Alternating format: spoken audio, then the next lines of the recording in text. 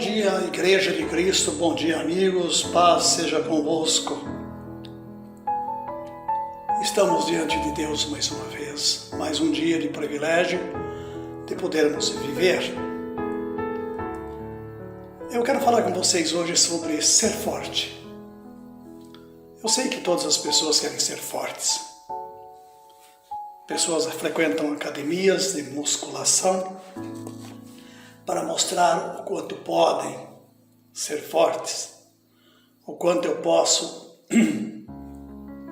levantar de peso, como eu posso ter músculos avantajados diante de tantas pessoas fracas. É interessante,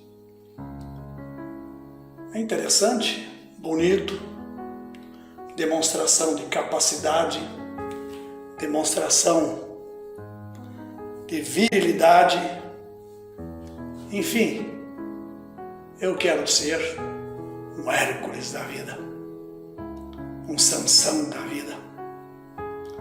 Em Romanos capítulo 15, versículo 1 diz: ora, nós que somos fortes, devemos suportar a debilidade dos fracos e não agradar-nos a nós mesmos.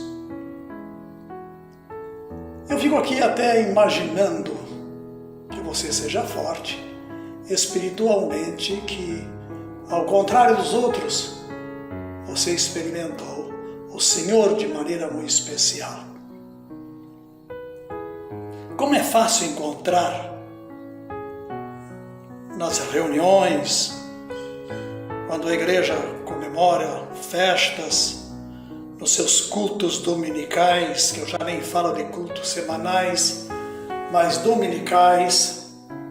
É também só à noite, porque de manhã já não temos mais escola bíblica dominical, porque isso não interessa à igreja. Ela não produz nada, não ajuda em nada, e criança não dá lucro, só dá despesa. Então coisas que dão despesas na igreja, é melhor nós eliminarmos, não é mesmo? Parece que as coisas mudaram. Antes se começava uma igreja abrindo uma pequena salinha para começar a ensinar as crianças a respeito da vida eterna. E logo essas mesmas crianças traziam seus pais para a igreja, e a igreja se tornava uma igreja bem alicerçada e forte, com fundamentos cristãos. E hoje eu preciso perguntar a você, qual é o fundamento da igreja? Qual é o fundamento da igreja? Meus queridos, a única coisa que eu vejo é pedir dinheiro. Eu não vi Jesus em lugar nenhum arrecadar fundos financeiros. Vejo argumentos, mas não que dizendo da Bíblia. Argumentos eu vejo muito. Nunca vi os apóstolos justificarem a bênção de Deus a troco de condição financeira ou de contribuição financeira. Parece que todos estão vivendo hoje na força e poder do dinheiro. Eu imagino essas pessoas vivendo e dizendo que fazem parte do reino.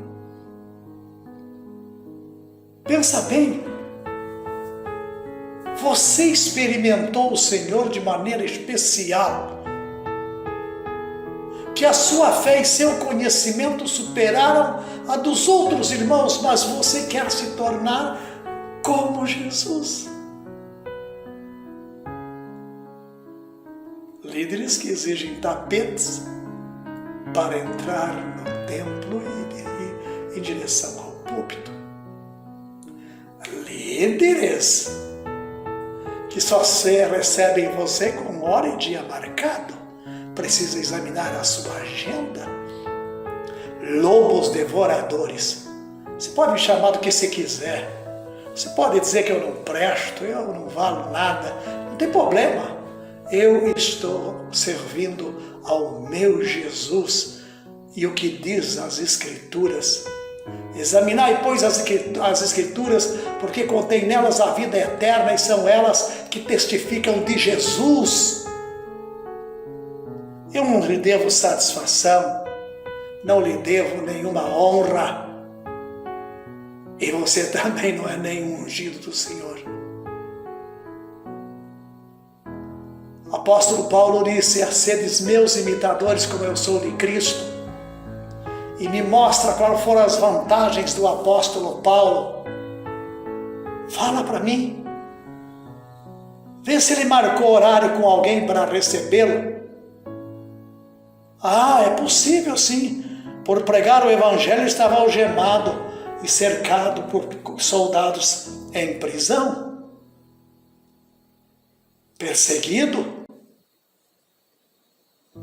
Quantos pastores que estão usando o púlpito e a mídia, que poderíamos chamar hoje de ex-pastores, porque se tornaram homens materialistas, ambiciosos, perseguidores do Evangelho de Jesus.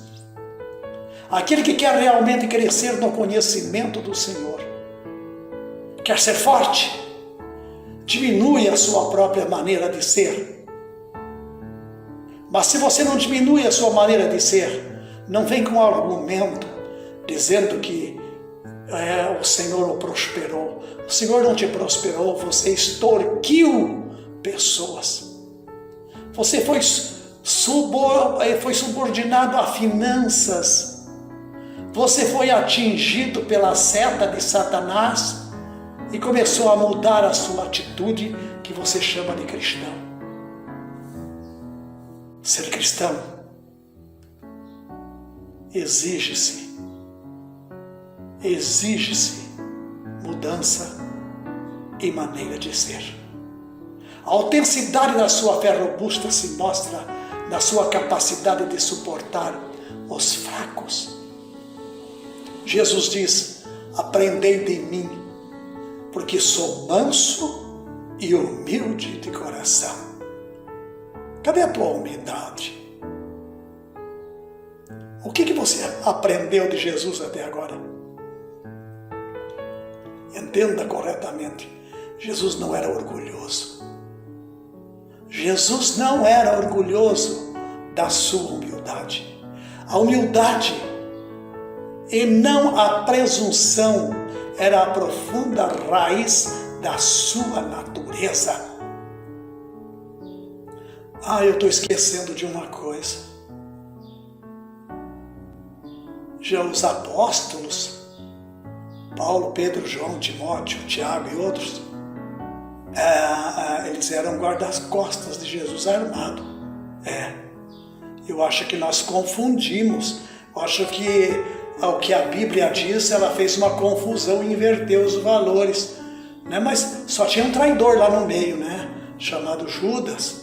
Pois esse guarda-costa aí, ele agiu com mais rigidez que os outros deram bobeira e ele entregou Jesus, foi o traidor. Pois é, acho que é por isso que você tem guarda-costas também, não é verdade? Armados, que maravilha, um pastor com guarda-costas armados demonstra que na verdade ele não é mais nada, absolutamente nada. Você pode dizer que você tem todo conhecimento, que você tem isso, que você tem grande igreja, grandes multidões. O diabo é cercado de multidões. Mas de Jesus você ainda não aprendeu nada. De Jesus você não aprendeu nada. A tua natureza continua a velha natureza. Enquanto eu não me converter de verdade, a minha natureza continua comigo. Enquanto eu não jogar ela fora, ela continua comigo. Ela continua me dominando. E você é como algo estranho. Como é o seu caso? Qual é a sua natureza em Cristo? Talvez sua aparente humildade religiosa seja apenas uma fina camada que recobre sua natureza vaidosa, que recobre os seus pecados e os seus desejos. Mas como é que você pode se tornar semelhante a Jesus? Unicamente pela palavra de Deus, que você não dá importância mais. Enquanto você não voltar a dar importância à palavra de Deus, que foi escrita para o nosso ensino, com validade eterna, você não vai a lugar nenhum. Ali aprendemos a paciência e a perseverança do Senhor Jesus. Ele viveu na palavra e da palavra. Eu sou o princípio, eu sou o verbo. No princípio era o verbo estava com Deus e o verbo era Deus. Você procura paciência e consolo nas suas tribulações, cercado de protetores humanos fracos como você. Nós precisamos ir à fonte, a palavra de Deus escrita. É que nos resta, mas nós mudamos o que chamamos de força. Confiamos nas forças eternas, cercada com pessoas. Aqueles que não creem em Deus estão cheios de protetores. Pessoas armadas em sua volta, fazendo a sua segurança, sendo o seu escudo, porque a sua confiança em Deus já não existe mais. Não existe mais. Por isso, a Bíblia convida a voltarmos para Deus e confessarmos a nossa miséria espiritual e começarmos a viver à mercê da graça do Senhor e acreditar naquilo que Jesus disse: eis que eu estou convosco todos os dias até a consumação dos séculos. Se Jesus está com você, por que você precisa de tanta proteção humana? Por que você precisa de tantos recursos humanos? Volte-se para Jesus. E que o Senhor tenha misericórdia, não só dos líderes, mas de toda a nação cristã. Tenha um bom dia e pense nisto.